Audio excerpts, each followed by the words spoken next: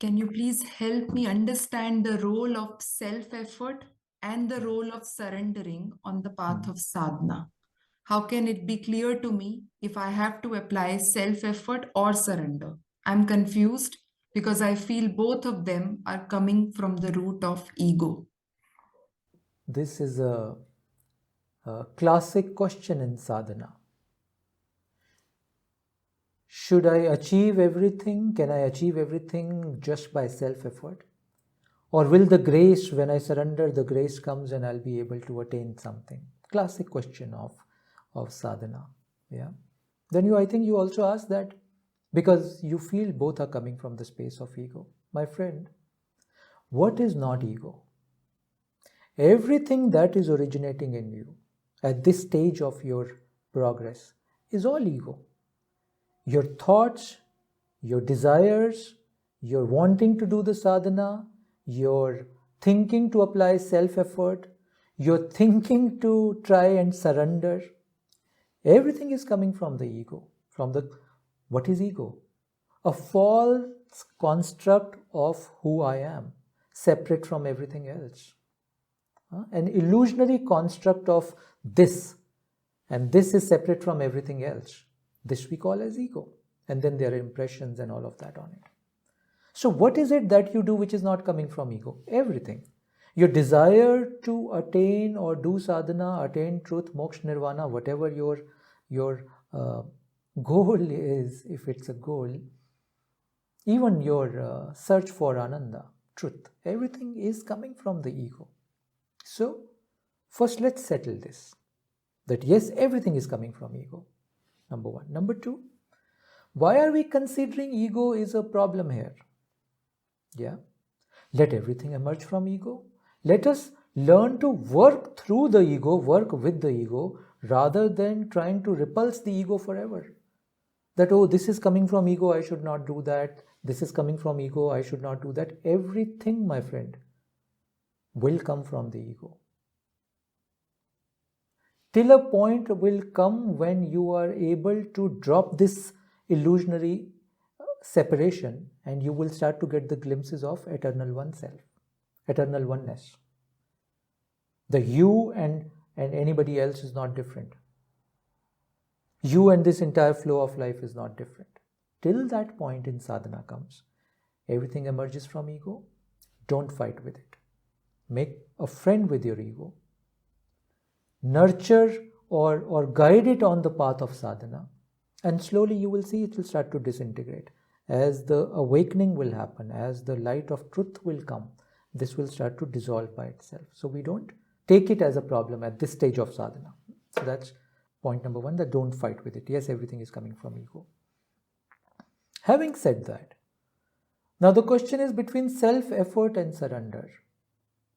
Now, what I see these days, what is really happening is, when I say self-effort, yes, self-effort is needed, but is it guided self-effort? Do you know the direction of this self-effort? It's like you have to go from point A to point B. Do you know the point B and the path towards the point B? Or in the name of self-effort, you're just running here and there. You don't even know where you have to go. You don't even know what path to follow. You just, what we call it, hit and try. Most of the people I see, we are doing hit and try. We're not following a proper path. We're not following a proper guidance. We're just learning bits from here, bits from there, little bit from this book, little bit from that video, little bit from this guru, little bit from that satsang, and then applying our own buddhi, which is still not purified, and putting self-effort.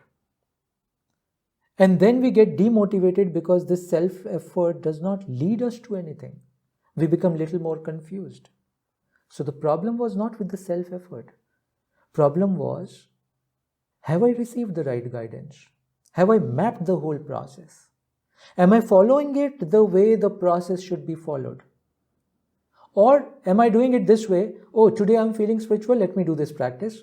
Then 5 days, I'm not feeling spiritual, inspired today, let me not do the practice. Most of the people on the path I meet are doing this kind of a khichdi. And when you do this kind of a khichdi, you don't end up reaching anywhere. You deplete a lot of energy. And then you say, oh, self-effort will not lead me. I need to surrender and receive the grace. So that's what is happening. Most of the people are in this loop. What do we need to do?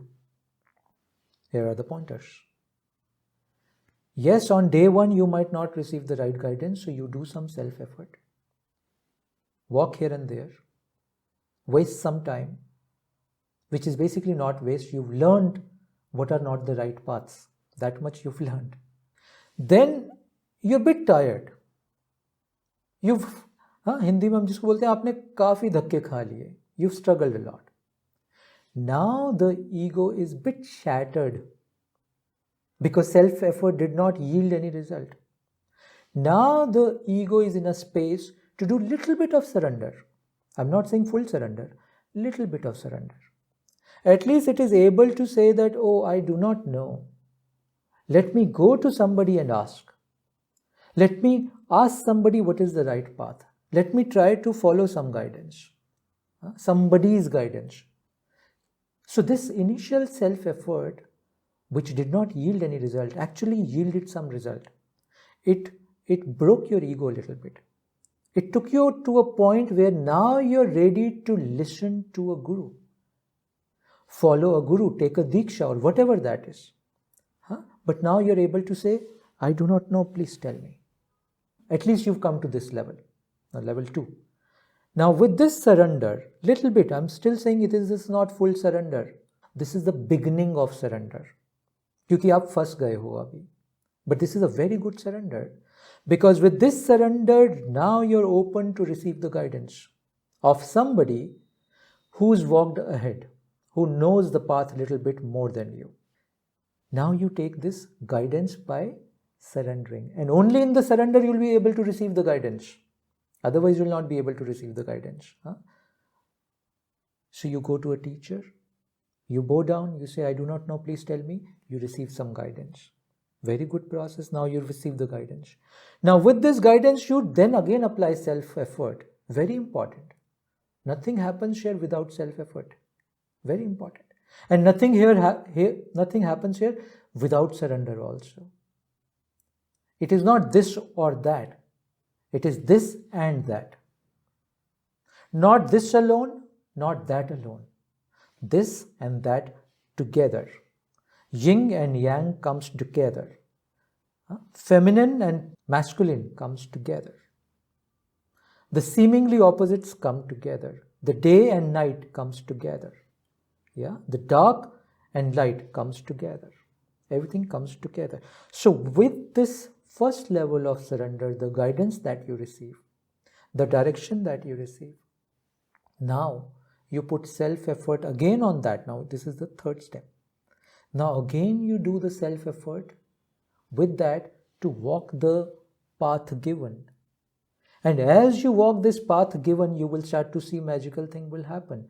The ego will start to dissolve a little more. The results will start to come because probably now you're on the right track. The destination is also correct. GPS is working now. The path is also correct. And that's when you will enter into the fourth step where the deeper devotion will start to come. The deeper surrender will start to come. And what is this deeper surrender?